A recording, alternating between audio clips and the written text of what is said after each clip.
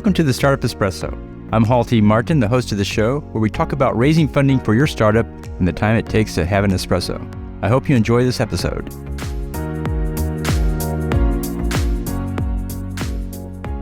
Hello, this is Halti Martin with the Startup Funding Espresso, your daily shot at startup funding and investing.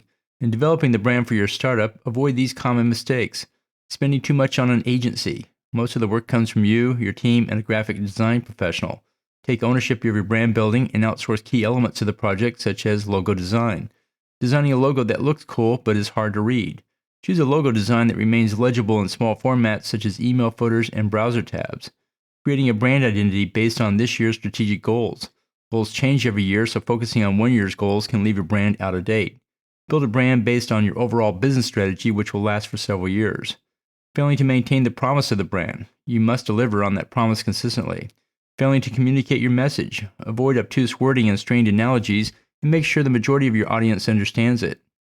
Missing the why. Make sure you include in your message why your business exists. Avoid these mistakes in your branding efforts. Thank you for joining us for the Startup Funding Espresso, where we help startups and investors connect for funding.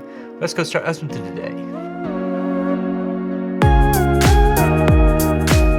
Halti Martin is the director of Investor Connect, which is a 501c3 nonprofit dedicated to the education of investors for early-stage funding.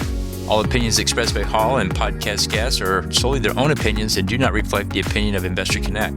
This podcast is for informational purposes only and should not be relied upon as a basis for investment decisions.